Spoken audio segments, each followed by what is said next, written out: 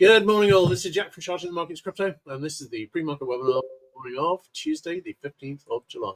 Hey, Doug.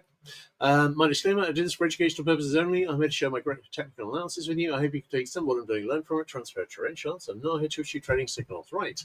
Okay, Bitcoin.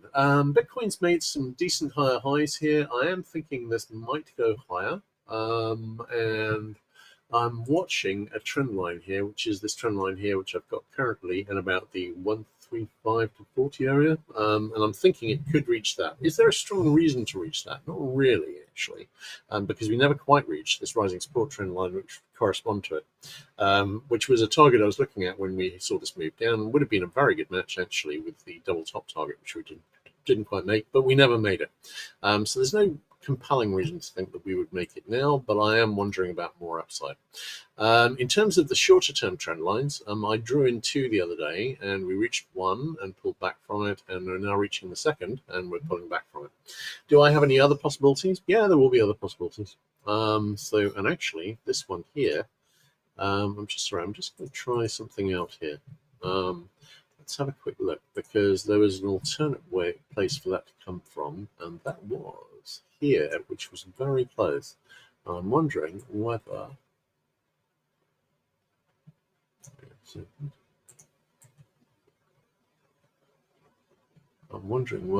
yes. All right, that's it. Sorry, I've adjusted that trend line quite slightly. So we've now hit the second trend line. This is a possible rising wedge forming from the low. And as with equities, this could well be signaling that we're going to be seeing significant retracement soon. In the short term, this rising support trend line is a target potentially in about the 106k area, which is not a bad match with the daily middle band. Let's have a look at the Solana chart, where we are still failing at the 200 DMA. 200 DMA has been resistance for months. We first started testing it again in May. And this was a break above that fell the next day. This was an intraday move above. We've seen two intraday moves above, but so far it is holding as resistance, and that could continue to be the case. In the short term, we've got a little level top that's formed, no negative divergence worth the mention. But we've got a tiny little level top here, which on a sustained break below about the 157 area, which we haven't seen yet, would have a target at about the 145, 146 area. And I'm thinking we may well be about to see that next. And you can see that if we do that, then we're coming down into this pretty strong support area here in the 145 area. So, wondering if we're going to see that. I'll just give me a moment. I'll just try a little experiment with a trend line here. Do we have a wedge there? It's not gone to the obvious target. Do we have a secondary target there? Maybe we do, actually. Sorry, we're going to have a look at the 15-minute chart. What I'm trying to do is work out whether we have a viable, decent-looking pattern from this low. Let's see. All right, that would be coming from, not there, no. We'd be looking at a trend line coming from here. Does that look decent?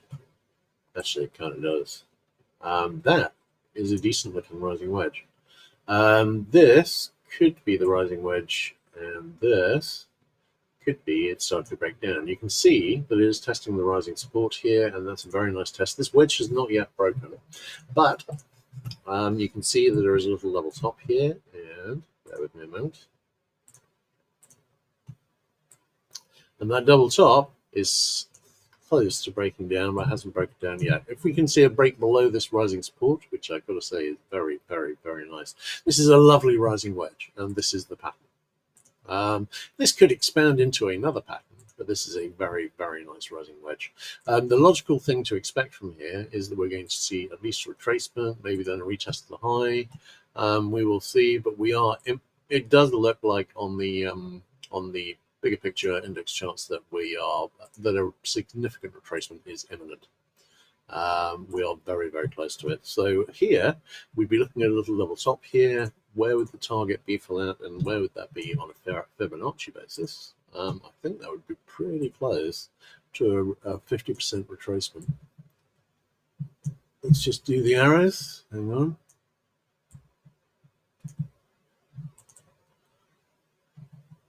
Bear with me.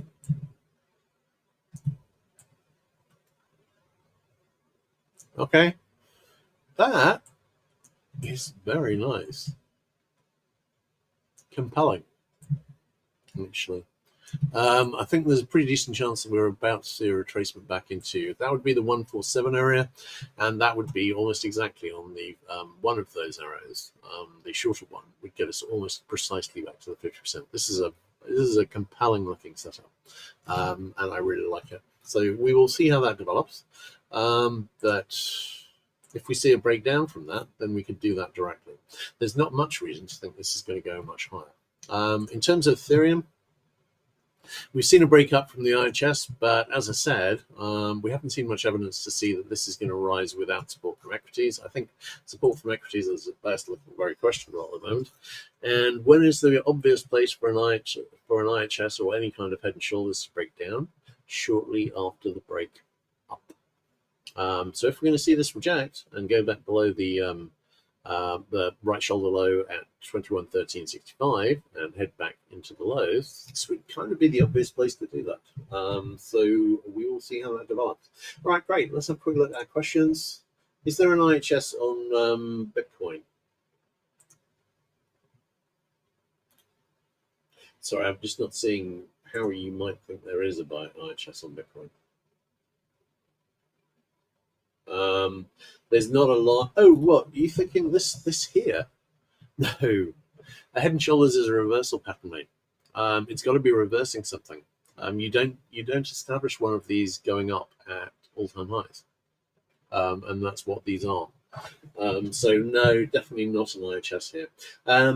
One could make an argument, a weak argument for a double top here, but it doesn't really look. We had a nice one of those and we've gone up through it. In terms of the, hang on a second, there is more though. In terms of the pattern setup from the April low, this is obviously the rising wedge.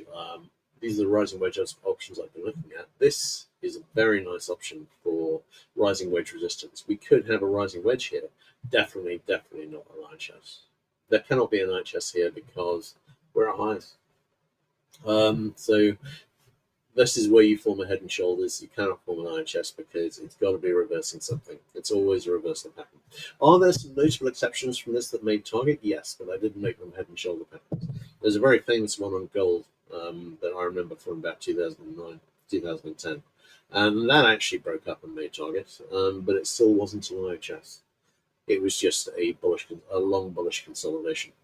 All right, great. In that case, I think it's a wrap. I'll have everything posted as soon as possible, and I'll catch everyone tomorrow. Take care.